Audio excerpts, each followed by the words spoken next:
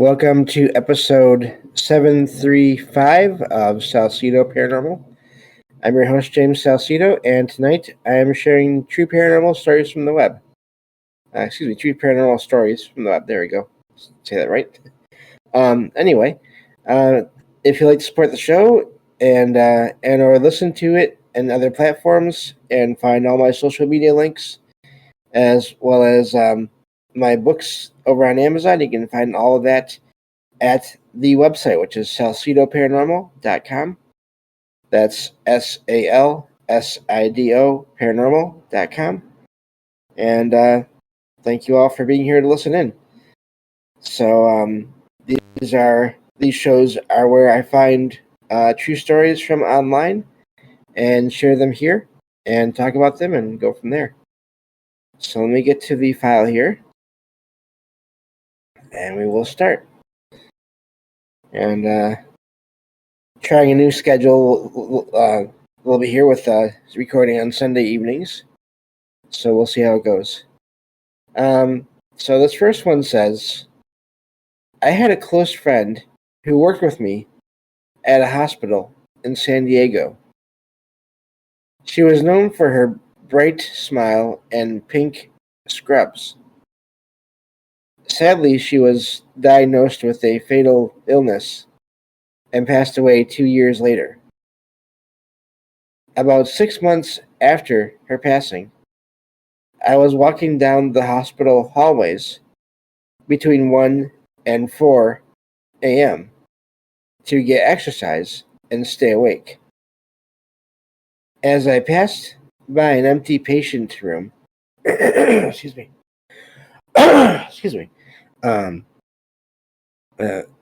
I noticed a woman sitting on the hospital bed wearing pink scrubs, which caught my attention. I walked back to the room to investigate, and for a brief moment saw my friend sitting on the side of the bed wearing those same clothes with a ponytail and a big smile. She seemed to be checking on me and the hospital staff, as if to say, everything is okay, and I'm still looking out for you all. I called out my friend's name, but she vanished immediately. I was overcome with emotion and rushed to the nurses' station to share the experience with my colleagues. Everyone believed that the apparition was indeed our friend, and that she would show up at work because she loved her job so much. The experience was reassuring to me and my coworkers, as it seemed to confirm that our friend was still with us. I believe that this experience is a happy haunting that highlights the existence of a realm beyond the physical world that humans don't fully understand. And that's where that one ends. I thought that was neat. So often you hear about, when it comes to hospitals, there's so many reports of people seeing patients, people that have been staying there. It's not as common, from what I've read and heard, of for people to see other employees there, at least not when they are recent employees. I've heard of people seeing apparitions of nurses in clothes that don't match the current style of clothes that are worn. So this is a neat one in that it's of the apparition is of someone that the writer there and the other people that were working there at the time, it was an apparition of someone that they knew that had passed on.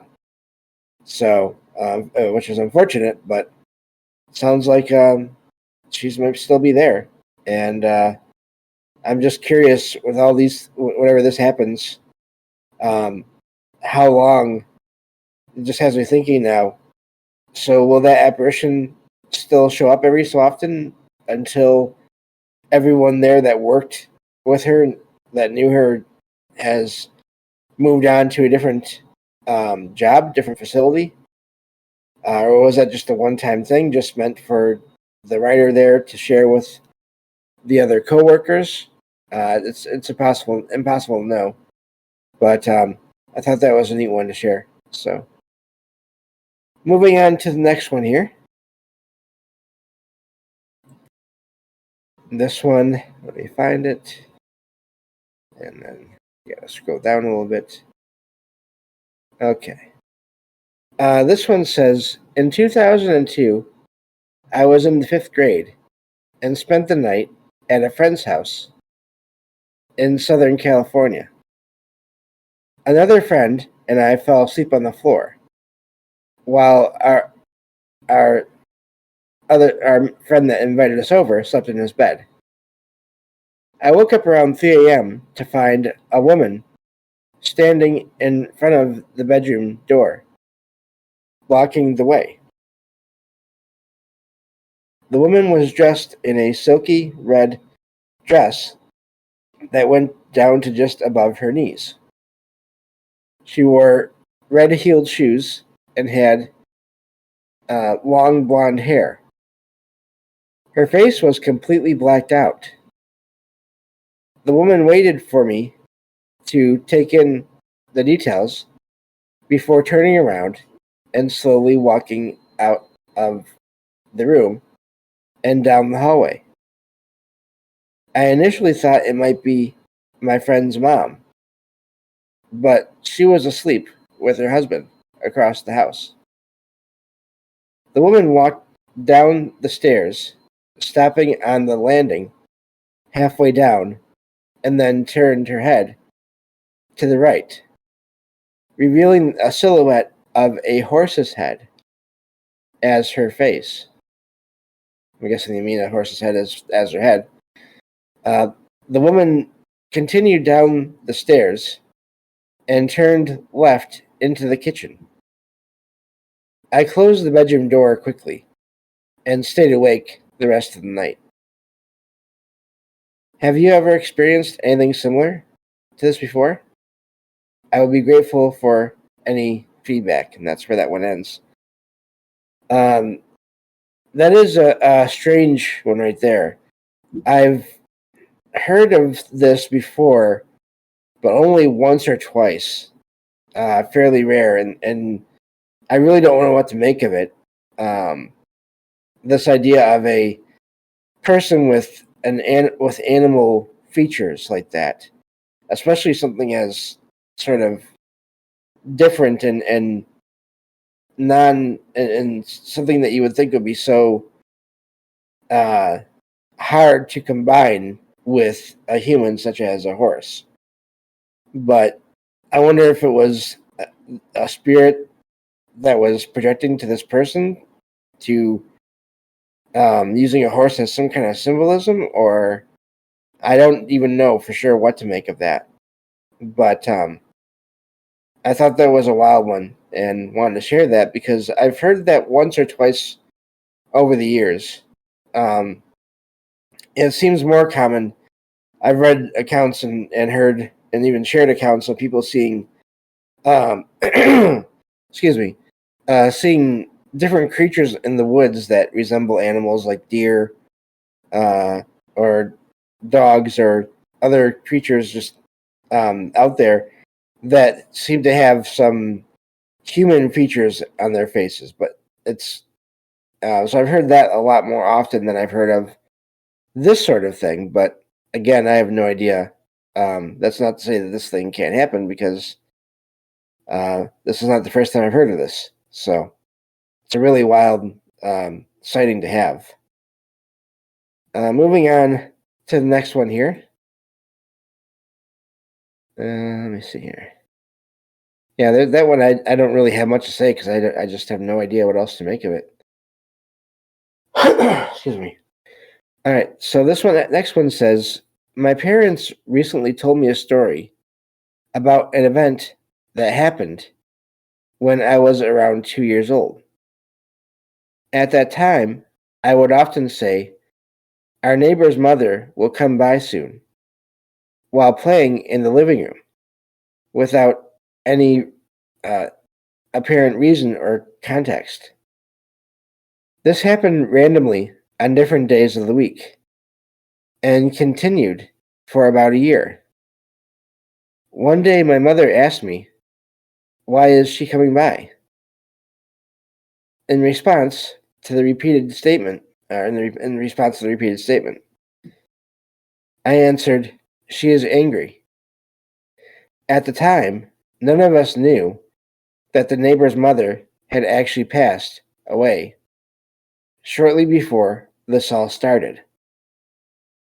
I do not personally remember this event, but learned about it from my parents, who have not forgotten the details of that year. And that's where that one stops. That one is just makes me think about how kids seem to be so much more sensitive at times to all that's going on around them. When it comes to other levels of reality, spirits or whatever is around us, and so I wonder if maybe as a kid they were seeing, or was it something that they saw out the window, or did they?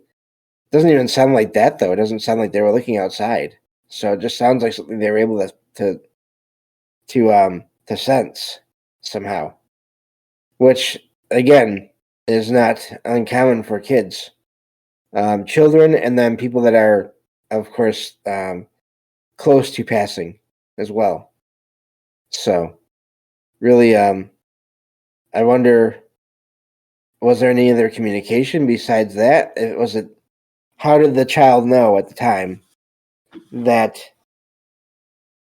the neighbor's mother was mad at them or angry? Um, I don't know, but it seems possible. We know we can pick up on emotions from other people around us, without any weird powers or weird circumstances, if they're strong enough. At least I feel like we do. So that's a good example of that, I think. So moving on to the next story here. Let's see here. Okay. This one says, I was dog sitting at my step aunt and uncle's house during Christmas break, while in college a few years ago. The family had just moved in, and I had never been to the house before. I spent most of my time in the living room, but noticed I kept feeling like someone was standing in the hallway outside my cousin's room. On the morning that I was leaving, I went to the bathroom and found a pair of my cousin's shoes in the usual spot where someone would sit, uh, on the toilet. I was confused and uneasy and told the spirit that I named Terry that I meant no harm and was leaving soon. I put the shoes behind the bathroom door. I left the house and called my sister, hoping she could help me make sense of what had happened. Later that day, my cousin and her family returned from their trip, and I texted them updates about the dog. My cousin then asked me why her shoes were in front of the toilet. She also told me that the previous owner of the house had passed away there. I realized that the family likely knew they were living with a ghost, but didn't share this information with me. And that's where that one ends. So it sounds like the writer there moved the shoes out of the way, and then whoever else was there moved them back to where they had been in the bathroom.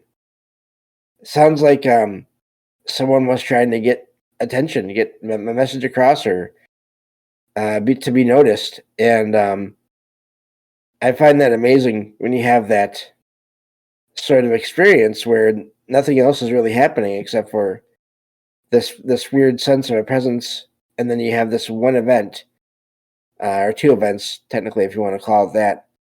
I wonder if the family did know. And also, I just want to comment on the fact that the writer gave the ghost or the spirit a name.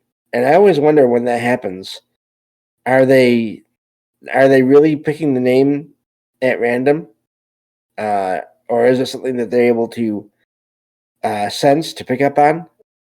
Something that is sort of in the air, that the spirit either tells them somehow, or do they, is it random and it just matches? I have no idea, but so often you hear about that in places, and in some cases when people will say, this feels like, I feel like the name of this spirit is, well, they'll just go with Terry, as it is in the story here. So often, or at least fairly often, when people do research on the property and the history of the area beforehand, before they were living there or staying there, they'll find records of someone with that name at the site, having stayed there as well. So it's really amazing to me when I hear that, and I always wonder, in those cases where people are not able to look up the history of the place, how often would those names match? What's the what is the ratio of, or the percentage of names that are correct versus those that are not, that people sort of pick up on or give to whoever is there? So I always wonder about that in these kinds of cases. Moving on to the next one here. You should have time for at least one more. Let's see. Okay. This one says, my father passed away recently, and I was seeking a sign to confirm that everything was okay with him. I was sitting on my couch at around 8 p.m., journaling, with my cat on the other side of the couch. I had asked for a sign earlier in the day. Even though I have had experiences, I was skeptical about the possibility of orbs. Just for anyone that doesn't know, when it comes to orbs caught on cameras, they can be a lot of different things, which is where that sort of skepticism can come from, whether it's bugs or dust or just light artifacts, image artifacts, whatever. Orbs on pictures can be explained away by things in a lot of cases. I don't think all cases, but still, that's why it's understandable to be skeptical of them, at least on pictures anyway. Back to the story here. It says, as I looked up, I saw something out of the corner of my eye, which I blinked to refocus on. I saw a white orb of light, about the size of a grapefruit, which is good size, which was both warm and cool in color. I'm not sure what they mean by that, but I don't know. It's a visual thing, I guess. The orb appeared for only a few seconds before disappearing into thin air. I was amazed and freaked out by the experience. It happened so close to me. My cat also watched the orb, following it with its eyes before it disappeared, and then looked at me, remaining calm. I believe I received the sign I was looking for. So I wanted to share the experience as one of the most incredible of my life. And that's where that one ends. Orbs are always amazing when you can see them, or lights, or whatever you want to call them, when you can see them in person, because then you're not seeing it through a camera, which can distort things or catch things that are not visible to the eye as it is. And so there was a time. It was actually when I was just getting over being sick, and I wonder if that was part of why that was happening. I was seeing little white, little flashes of white light or little orbs of white light, just appearing, moving through the air a little bit, and then vanishing. And it was at night. It was always at night, and it was. They were small, but big enough for me to see them. And they were even, I was looking outside because I was sort of, this was not long after I had my series of sightings of the blue light. And I was looking out through my back window, hoping to see something there. And I never saw the blue lights in the back, but I did see these white lights, and they appeared to be inside in my living room, but then also outside, just outside the door, and low to the ground even, which is also odd. And they would be there for a while, and they would just fade out and just stop altogether. So I do believe that we can see these kinds of things, and the question, of course, is what are they? I have no idea. I don't know that they have to be one thing only. I think there can be, if it's energy and if it's consciousness, it can probably be different things, different types of entities that can appear in that same way. So I have no idea what they are, but they're definitely seen by enough people throughout time so that I think that there's something to them. So I don't think we have enough time for another story here. So I'll just sort of just mention again these blue lights that I saw. These are in the sky, and when I saw them, and the last time I saw them, there was two of them, which I really find to be fascinating because before that there was always just one,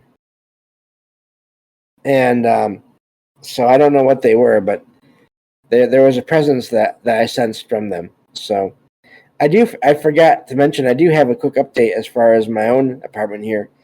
A couple of days ago, I'm not sure if I mentioned this in the show or not at any point, so I'll just bring it up one more time. I was sitting here in my chair in front of my computer listening to something, and I heard that sound of, I think it was in a voice chat. I don't think it was on a show. Anyway, it doesn't matter that much.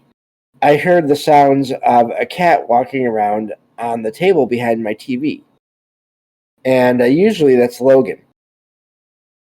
But at the time when I heard it, right after, like not even a second after, I heard Logan over by her litter box, pawing in her litter box. So it wasn't her. And as soon as she started making sounds, the sounds in back of the TV stopped.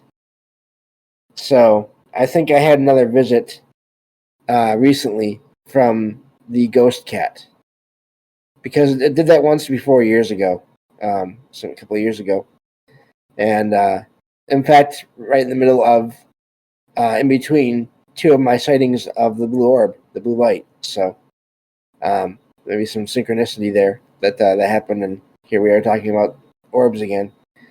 Anyway, that's it for this episode. Thank you all for listening, and I will talk to you all next time on Salsido Paranormal. Take care.